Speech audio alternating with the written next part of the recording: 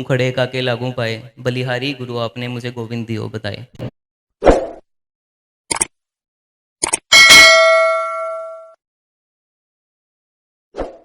अगर हम अपने पास्ट में जाकर देखें तो बहुत सी ऐसी चीज़ें हैं जो हमें बड़ी चीज़ों में मोटिवेट कर सकती हैं। जो चीज़ें आई गेस ये हम भूल गए हैं, क्योंकि आजकल आप देखिए एनजाइटी डिप्रेशन बहुत कॉमन हो गया है। ठीक है, छोटी छोटी बात पर नंबर कम आ गए, सहेली छट गई है, दोस्त से लड़ाई हो गई है, हम डिप्रेस हो जाते हैं।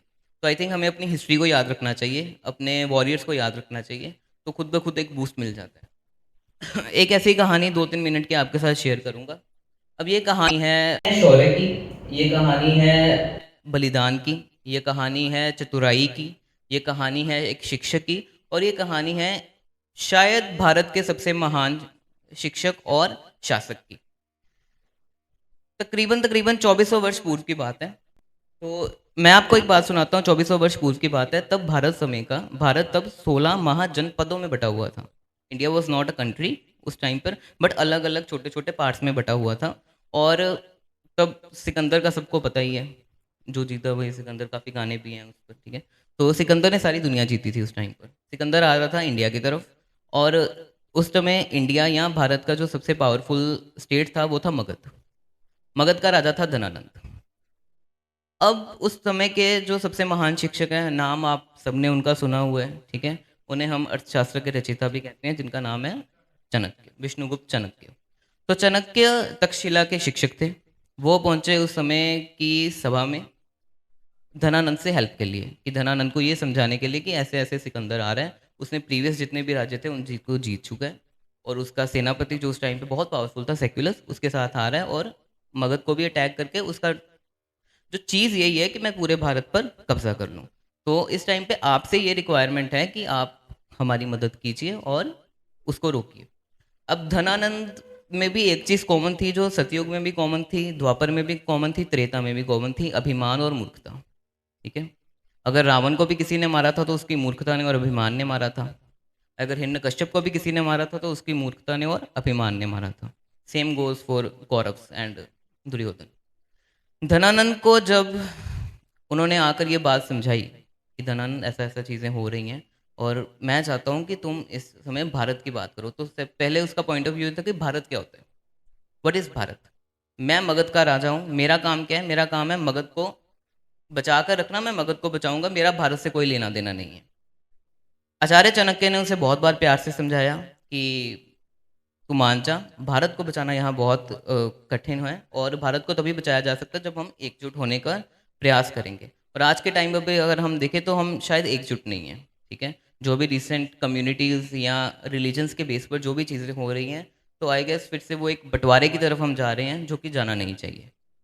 तो धनानंद को बार बार समझाने के प्रयास में भी कुछ उस चीज़ का हो नहीं रहा था। अब विष्णुगुप्त चाणक्य वैसे तो शिक्षक थे, बट विष्णुगुप्त चाणक्य श्री राम की इस बात को मानते थे कि धरती का जो है, मातृभूमि का जो है वो कर्ज, और उस चीज़ का प्रेम जो है वो सबसे ऊपर होता है, वो स्वर्ग से भी ऊपर होता है। श्री राम ने कहा था कि स्वर्ग से भी ऊपर मातृभूमि होती है। तो इस चीज़ के लिए उन्होंने बार बार उसे समझाने का प्रयास किया, बट धनानंद मानने को तैयार नहीं था। धनानंद ने अपने सैनिकों को आदेश दिया कि इस शिक्षक को उठाकर बाहर फेंक दिया जाए मेरी सभा से। तो तब आचार्य गुप्त चाणक्य ने अपनी, उनकी एक चोटी होती थी, अपनी चोटी को खोला और उन्होंने ऐलान किया कि धनानंद, आज जो मूर्खता में तूने ये चीजें कही हैं, इसका बदला लेने मैं जरूर आऊंगा।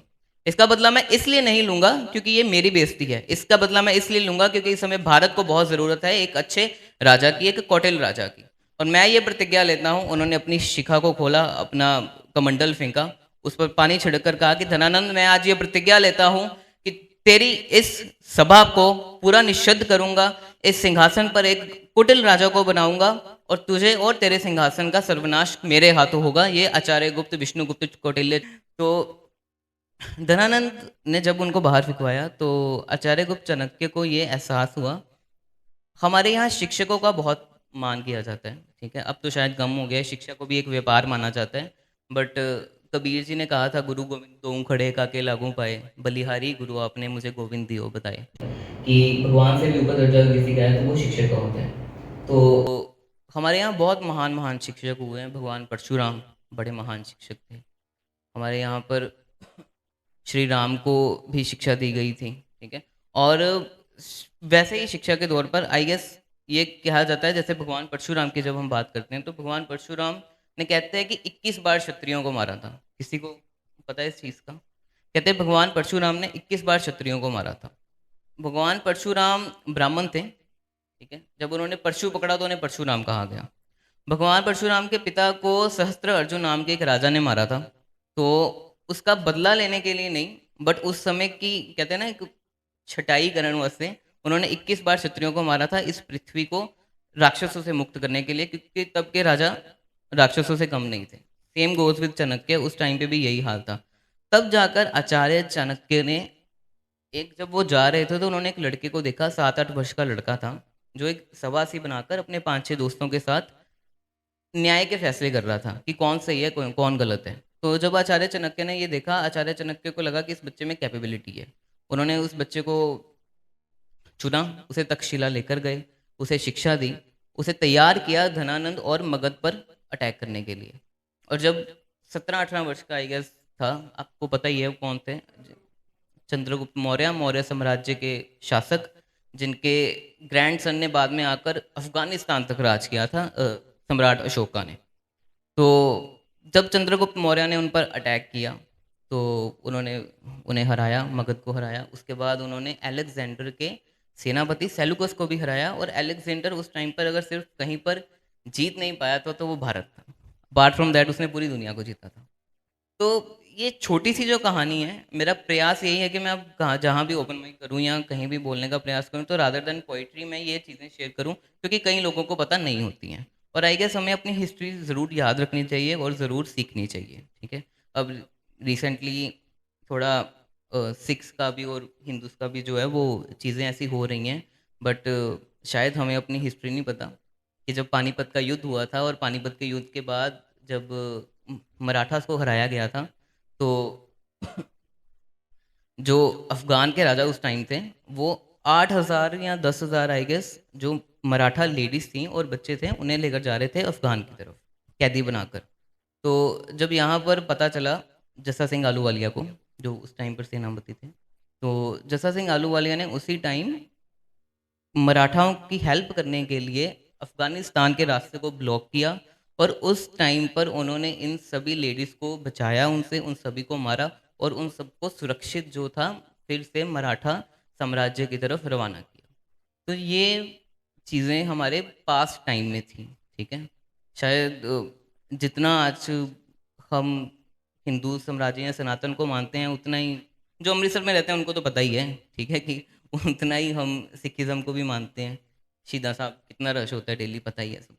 तो आई गेस शायद बाहर के लोगों को नहीं पता कि हमारा कनेक्शन कितना है, बट हमें तो पता है हमारा कनेक्शन कितना है। तो हम जितना इस चीज़ के बारे में अवेयर कर सकें लोगों को, क्योंकि पास टाइम में मे बी जो भी हुआ वो चीज़ हमें तो देखी भी नहीं है, ज़रूर सुनी ज़रूर है, बट आई थिंक उस टाइम पे इतनी अवेयरनेस नहीं थी, ऐसे प्लेटफॉर्म्स नहीं थे। तो आई थिंक हम जितना अवेयर कर सकते हैं लोगों को करें इस चीज़ के बारे में। एंड मेरा प्रयास यही है, आज की स्टोरी से भी मेरा प्रयास यही था कि नेपोटिज्म की बात बहुत होती है आज के टाइम में, कि नेपोटिज्म बहुत है, अपॉर्चुनिटीज़ कम है, ये चीज़ नहीं है, फलाना नहीं है, ढिमकाना नहीं है, काम कैसे करें?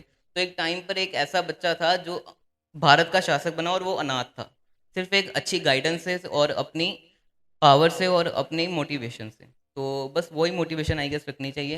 एक अच्छा शिक्षक ज़रूर होना चाहिए लाइफ में, अच्छा गुरु ज़रूर होना चाहिए, और अपने आप पर बिलीव रखिए। बहुत सी चीज़ें ऐसी हम कर जाते हैं जो हमने कभी सोची नहीं होती। रिगार्डलेस बस खुद पर बिलीव होना चाहिए कि हम कर सकते हैं। Thank you so much. उम्मीद है फिर आपसे जल्दी मुलाकात होगी, and all the best to all of you.